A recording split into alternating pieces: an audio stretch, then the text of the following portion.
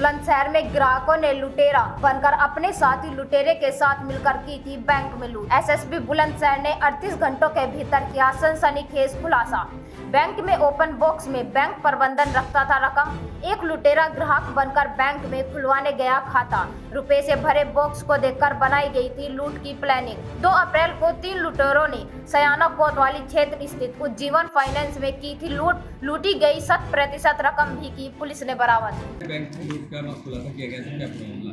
देखिए, बुलंदशहर की स्वाट टीम के द्वारा बहुत ही महत्वपूर्ण उपलब्धि प्राप्त की गई है और लगभग 30 घंटे के भीतर एक बड़ी घटना जो सयाना में उज्जीवन फाइनेंस बैंक जो प्राइवेट बैंक है उसमें कर्मचारियों को ओवरपावर करके लूट की गई थी।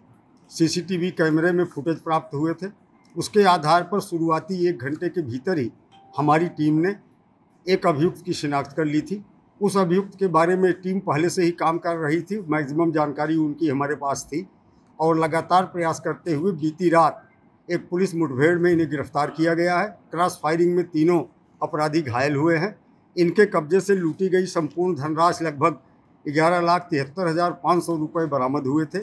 एक जो मुख्य अभियुक्त है इसने अपने भाई को 1,05,000 रुपये कल दे दिया था और वो रुपए भी और उसके भाई को भी दूसरे जनपद से पुलिस गिरफ्तार करके ला रही है और 11,73,500 रुपये जो बरामद हुए हैं, इसके अतिरिक्त 1,05,000 रुपये की और बरामदगी की गई है। इस गैंग ने एक और लूट की वारदात फरवरी महीने में की थी जिसमें लगभग 1 लाख रुपये इन्होंने लिए थे। उसमें से 55,000 रुपये की बरामदगी इसके अलावा कर ली गई है। एक ने कबूतर आज खरीद लिया था, उसमें और हम प्रयास कर रहे हैं कि शेष धनराशि की रिकवरी भी कर ली जाए। रैकी वगैरह किस तरह से की गई थी सर? रैकी वगैरह देखिए, इसमें से एक अभियुक्त जो है उस बैंक में खाता खोलने के लिए 1 माह पूर्व गया था।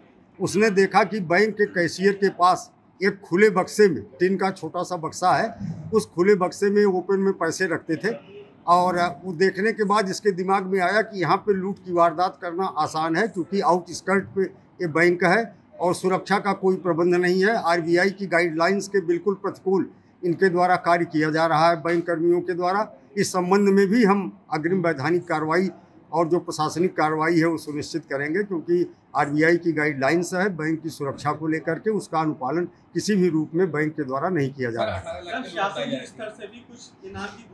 देखिए, शुरुआती दौर में चूंकि उस समय तक बैंक वालों ने गणना पूरी नहीं की थी, अनुमानित रूप से लगभग 18 लाख रुपए उन्होंने दिखाया था, लेकिन वो तीनों बैग जिसमें 2 बैग बैंक के कर्मचारियों के हैं, एक बैग जो है ये अपराधी साथ ले गए थे। ये तीनों बैग आपके सामने हैं। ये तीनों ठसाठस भरे हुए कंडीशन में बरामद हुए हैं और इनकी बरामदगी के बाद लगभग कुल 13,23,500 रुपये ये पाया गया कि बैंक से गए थे।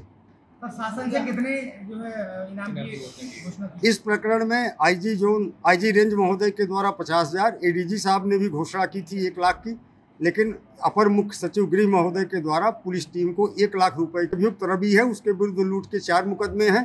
पूछताछ के दौरान इसके द्वारा बताया गया कि 29 फरवरी को इनके द्वारा हापुड़ में एक लूट की घटना कारित की गई है जिस संबंध में हापुड़ पुलिस को भी बता दिया गया है।